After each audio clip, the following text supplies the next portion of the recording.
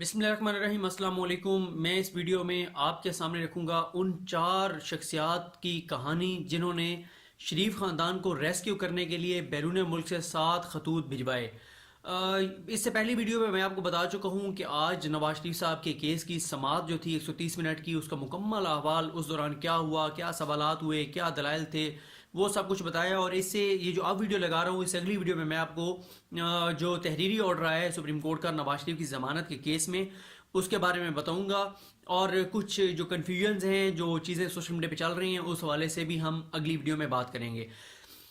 इस वीडियो में जिन 4 शख्सियात का मैंने आपको बताना है, उनमें एक तो ख़त नवाज शरीफ साहब का जो हेलीकॉप्टर केस था, उसमें भी एक ख़त आया था बाहर से, जो कि अदालत में पेश किया गया था। लेकिन उस ख़त के बारे में और वो फ़ैसला मैं नहीं ढूंढ सका, टाइम भी कम था।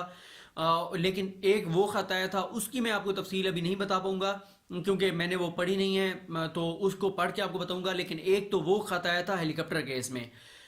दूसरा जो सबसे मारूफ ख़त है वो पनामा केस में कतरी शहजादे का ख़त था, जो कि पनामा में आया। और उस ख़त के बारे में चीफ जस्टिस ऑफ पाकिस्तान जो मौजूदा हैं आसिफ सईद खनकोसा, उन्होंने 20 अप्रैल के फैसले में, जब वो सीनियर तरीन जज थे सुप्रीम कोर्ट के, उन्होंने क्या लिखा था, इस हवाले से जो है मैं आपको चीज़ें बताता हूँ। बड़ी इंटरेस्टिंग चीज़ें हैं। खोसा साहब ने एक तो उसमें यही लिखा था कि पहले तो उन्होंने नईम बुखारी साहब का जिक्र किया अपने फैसले में, गो कि हम ये जितनी समातें हुई पनामा की, हमने कमरे अदालत में अटेंड भी की।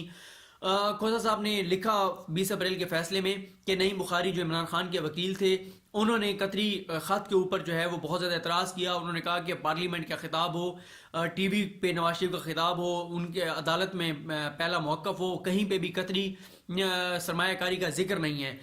नईम बुखारी ने ये बात भी कही कि जो नवाज शरीफ के बच्चों ने, हसन हुसैन नवाज़ ने, मरीम नवाज़ ने जो इंटरव्यूज़ दिए, उनमें भी कहीं पे कतरी सरमायाकारी का जिक्र नहीं था। और फिर खोसा साहब ने ये लिखा था कि पहले तो कतरी का कहीं जिक्र नहीं था, लेकिन बाद में नवाज शरीफ के बच्चों ने पूरा केस जो अपना बिल्ड किया, वो कतरी ख़त के ऊपर किया।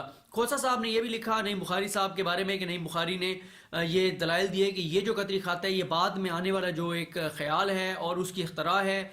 और फिर जो जब खोसा साहब ने जो है वो इस ख़त के बारे में लिखा, तो उससे पहले मैं आपको ये भी बता दूं कि एक वकील हैं जो शरीफ ख़ानदान के करीब हैं, वो अक्सर जगहों पे आजकल बैठ के ये कह रहे हैं, वो कह रहे हैं कि मुझे पता है कि नवाज शरीफ को किसने मरवाया है, किसने नवाज शरीफ को इस ख़त के कंटेंट तैयार करके दिए। और वो वकील कस्में खाता है कि मुझे पता है कि इस्लामाबाद में किस जगह बैठ के और ये फैसला हुआ कि इस तरह के ख़त अदालत में पेश करना है। और वो कुछ एक दो और वकला हैं और नूले के कुछ रहनुमा हैं, उनको चार्जशीट करते हैं कि इन लोगों ने नवाज शरीफ को मरवाया है और इन्होंने ये कतरी ख़त दिलवाया है। और ये कतरी ख़त का कंटेंट जो है इस्लामाबाद में तैयार किया गया, फिर ये कतरी को भिजवाया गया और वहाँ से फिर ये तैयार करके ख़त जो है वो भिजवाया गया। आसिफ सैयद खोसा साहब ने लिखा कि एक दिन अचानक ड्रामाई अंदाज से और अदाकाराना अंदाज में सीनियर वकील सुप्रीम कोर्ट अकरम शेख ने एक ख़त निकाला और हमारे सामने रख दिया। और वो जो हमने ख़त देखा, वो ख़त था एक कतरी शहजादे का। और खोसा साहब कहते हैं कि ना तो वो बयान हल्फी था और ना ही उसके साथ कोई और सबूत थे, डॉक्यूमेंट्स थे। खोसा साहब कहते हैं कि वो ख़त जो है वो हमारे लिए बमशल था।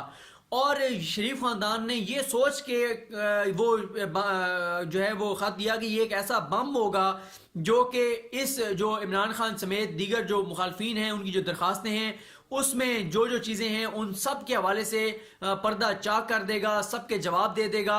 और फिर खोसा साहब लिखते हैं कि उस ख़त का फ़ायदा जो है वो इमरान खान, शेख रशीद और दीगर दरख्वास्त गुजारों को हुआ और नवाज शरीफ को तबाहकुन जो है उसके नताइज का सामना करना पड़ा उस ख़त की वजह से।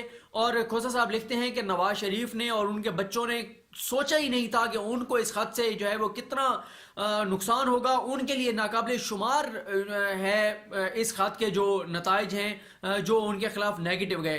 खोसा साहब ने जो है ये भी लिखा कि ये जो ख़त था, ये बाद में जो एक ख्याल आया, उस ख्याल को अमली जामा पहनाने के लिए ये ख़त जो है वो हमारे सामने रखा गया। खोसा साहब कहते हैं कि نواز شریف نے جو خطاب کیا تھا پارلیمنٹ میں اور اس سے پہلے قوم سے خطاب کیا تھا، اس میں نواز شریف نے کہا کہ میں قوم کے سامنے تمام حقائق جو ہے وہ رکھ رہا ہوں، اور نواز شریف نے کہا کہ میری زندگی جو ہے وہ کھلی کتاب کی طرح ہے۔ اور بعد میں جب یہ چیزیں سامنے آئیں تو پتہ چلا کہ نواز شریف نے وہ قوم سے خطاب کرتے ہوئے نہ تو مکمل سچ بولا تھا، اور جو انہوں نے کہا تھا کہ میری زندگی کھلی کتاب کی طرح ہے، اور یہ ہے وہ کتاب، تو وہ کہتے ہیں کہ انہوں نے وہ جو ان کی زندگی کی کتاب تھی، اس وقت جب وہ خطاب کر رہے تھے قوم سے، تو ان کی کچھ زندگی کے کتاب کے صفحات غائب تھے جو کہ بعد میں انہوں نے سامنے رکھے۔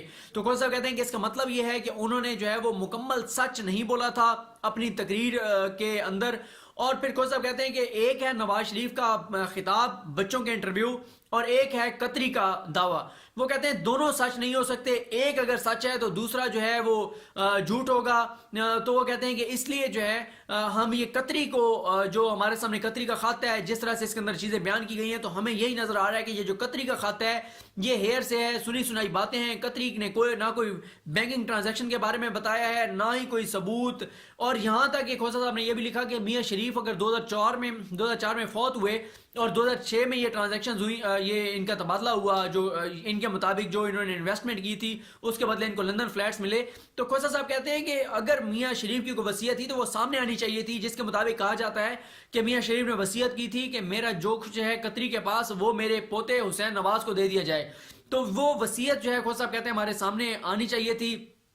پھر کھوسا صاحب کہتے ہیں کہ جو اس سے پہلے جو خطابات تھے ان میں جو رقم بھجوانے کا جو روٹ ہے وہ کہتے ہیں مکہ سے لندن، دبئی، جدہ، پھر لندن، یہ وہ کہتے ہیں روٹ بنتا ہے جو پہلے نواز شریف کے خطابات تھے، جو ان کے بچوں کے انٹرویو تھے۔ لیکن جو قطری خط ہے، جو قطری کا موقف ہے، اس کے مطابق تو دبئی سے دوحہ، دوحہ سے لندن، یہ روٹ بنتا ہے۔ اور پھر کھوسا صاحب یہی بات کہتے ہیں کہ جتنی بڑی رقم بھیجی گئی وہ ساری کی ساری رقم جو ہے وہ بینکوں کے ذریعے گئی ہوگی، لیکن ہمیں جو ہے وہ ایک بھی ثبوت جو ہے بینکنگ ٹرانزیکشن کے حوالے سے ہمارے سامنے نہیں رکھا گیا۔ کھوسا صاحب کہتے ہیں کہ سچ کو بہتر بنایا گیا اور کبھی اس کو کسی انداز میں ڈھالا گیا، کبھی اسے مصلحت کی قربان گاہ میں ذبح کر دیا گیا۔ اور کھوسا صاحب کہتے ہیں کہ چیزیں ساتھ ساتھ جیسے جیسے ہم پوچھتے گئے انہوں نے ڈیولپ کی۔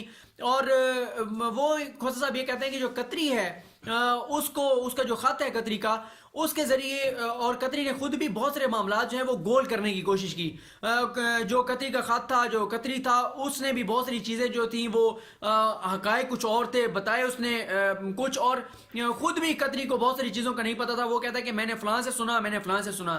پھر کھوسا صاحب یہ بھی لکھتے ہیں کہ جب دوسرا خط قطری کا آیا اس میں بھی تفصیلات نہیں تھیں، اس میں بھی جو ہے وہ ہیئر سے تھی۔ پھر کھوسا صاحب کہتے ہیں کہ جو قطری کے موقف اور ان کے جو موقف بدلتے ہوئے شریف خاندان کے تھے، وہ اس سے ان کی ساکھ جو ہے وہ بری طرح تباہ ہو کے رہ گئی، وہ متاثر ہو کے رہ گئی۔ اور کھوسا صاحب نے پھر دوبارہ بھی ایک جگہ پہ لکھا کہ ان کو اندازہ نہیں تھا کہ یہ کتنا ہمارے لیے تباہ کن ہوگا۔ کھوسا صاحب نے ایک اور بات لکھی کہ نواز شریف کے بچے تو قطری کے خط کے بارے میں اور قطری انویسٹمنٹ کے بارے میں بتا رہے ہیں کہ قطر میں انویسٹمنٹ کی ہمارے دادا نے، لیکن نواز شریف کو یاد نہیں ہے۔ تو وہ کہتے ہیں ہم یہ بات کیسے مان لیں کہ جب وہ بچے جو کہ دودھ پیتے بچے تھے، بہت چھوٹے تھے، ان کو تو یاد ہے کہ ہمارے دادا نے قطری کے پاس انویسٹمنٹ کی تھی، لیکن نواز شریف جو ہیں ان کو نہیں پتا۔ اور ہم یہ کیسے مان لیں کہ نواز شریف کی یادداشت اس وقت جواب شاید دے گئی کہ انہوں نے یہ قطری کے انویسٹمنٹ کے بارے میں نہیں بتایا، اور ایک ایسے موقع پہ جب اتنا بڑا کیس عدالت میں چل رہا تھا، اور اس وقت نواز شریف کیسے یہ چیز بھول سکتے ہیں جو کہ مین چیز تھی ان کے مطابق کہ قطری کے پاس میاں شریف نے 1980 میں انویسٹمنٹ کی، اس انویسٹمنٹ کے بدلے ان کو لندن فلیٹس ملے 2006 میں۔ وہ کہتے ہیں یہ بات جو ہے وہ ہمارے لیے ماننا جو ہے وہ ممکن نہیں ہے۔ کھوسا صاحب نے یہ بھی بڑی اہم بات لکھی کہ ریکارڈ جو میں نے دیکھا اس کیس میں پاناما میں، تو مجھے اندازہ ہوا کہ نواز شریف اور ان کے بچوں کے لیے سچائی اور ایمانداری کی کوئی اہمیت نہیں ہے۔ انہوں نے مکمل طور پہ سچ نہ عدالت کے سامنے بولا، نہ قوم کے ساتھ بولا، نہ پارلیمنٹ میں بولا۔ تو یہ کھوسا صاحب کے قطری خط کے بارے میں کچھ جو چیزیں انہوں نے جو لکھی، اور قطری خط جو آیا تھا اس کے بارے میں نے آپ کو بتایا۔ یہ قطری نے 2 خط لکھے، اس سے پہلے ہیلی کاپٹر کیس میں خط آیا تھا، 3 خط ہو گئے۔ اس کے بعد نواز شریف صاحب کے جو سمدھی ہیں اسحاق ڈار، ان کے اوپر جب کیس بنا آمدن سے زائد اثاثوں کا، تو وہ دبئی کا جو حکمران ہے اس کے 3 خط لائے، گو کہ ان خطوں کے اوپر نام بھی نہیں ملتے تھے، دستخط بھی نہیں ملتے تھے، اور انہوں نے 42 لاکھ پاؤنڈ جو ہیں ان 3 خطوں کے ذریعے ثابت کرنے کی کوشش کی کہ مجھے اس دبئی کے حکمران نے دیے. ان کے پاس بھی کوئی بینکنگ ٹرانزیکشن جو ہے وہ نہیں تھی. اس پہ بھی بہت زیادہ سوالات اٹھے کہ کیسے جو ہے وہ 42 لاکھ پاؤنڈ جو ہیں وہ کیسے بینکنگ ٹرانزیکشن کی بجائے جو ہے وہ ایسے انداز میں دیے کہ جس کے وہ ثبوت نہیں دے سکے. اسحاق ڈار نے جو ہے وہ 3 خط جمع کرائے تھے جن میں اس نے کہا تھا کہ میرے جو اثاثے ایک دم بڑے ہیں, کئی 100 گنا بڑھ گئے ہیں. تو انہوں نے یہ کہا تھا کہ کیونکہ میں ملازمت کرتا رہا دبئی کے شیخ کے پاس تو اس لیے مجھے وہاں سے پیسے ملے. اور دلچسپ بات یہ بھی ہے کہ اسحاق ڈار پاکستان میں سینیٹر بھی تھے اور دبئی کے حکمران کے پاس جو ہے وہ نوکری بھی کر رہے تھے, بالکل اسی طرح جیسے نواز شریف صاحب یہاں وزیر اعظم بھی تھے اور اپنے بیٹے کی کمپنی میں ملازم بھی تھے یو اے ای کے اندر. تو 3 خط, پہلا میں نے آپ کو بتایا ہیلی کاپٹر کیس میں, دوسرا 2 خط قطری کے آگے پاناما میں, 3 اسحاق ڈار صاحب نے دیے اپنے آمدن سے زائد اثاثوں کو جسٹیفائی کرنے کے لیے, اور 7واں خط جو ہے وہ آج ڈاکٹر لارنس جو ہے جنہوں نے لندن سے جو نواز شریف کے جو ہے وہ معالج ہیں بقول شریف خاندان کے, آج وہ خط لایا گیا تو جس کو آج عدالت نے کسی طور پہ بھی نہیں مانا, اس کو مکمل طور پہ مسترد کر دیا, رد کر دیا. اور آج بھی کھوسا صاحب کا یہ کہنا تھا کہ خطوں پہ انحصار نہ کیا جائے. کرمنل کیس میں خطوں کے اوپر کوئی جو ہے وہ ریلیف نہیں دیا جا سکتا, کوئی ٹھوس ثبوت ہونے چاہیے, شواہد ہونے چاہیے. نواز شریف اگر وہاں پہ ان کے سرجریز ہوئی ہیں, علاج ہوا ہے, اس کا کوئی ایویڈنس ہونا چاہیے تھا, ثبوت ہونے چاہیے تھے. تو یہ آپ دیکھیں کہ جب بھی شریف خاندان مشکل میں پھنستا ہے تو پاکستان سے باہر کوئی نہ کوئی ان کی مدد کو ضرور آتا ہے. جب نواز شریف صاحب باہر بھی گئے تھے تو اس میں بھی آپ کو پتا ہے کہ 99 میں ان کی ڈیل کرائی گئی تھی, کس طرح سعودی عرب انوالو ہوا اور ممالک انوالو ہوئے, کس طرح ان کو ڈیل دلوائی گئی, کس طرح ان کو باہر بھجوایا گیا.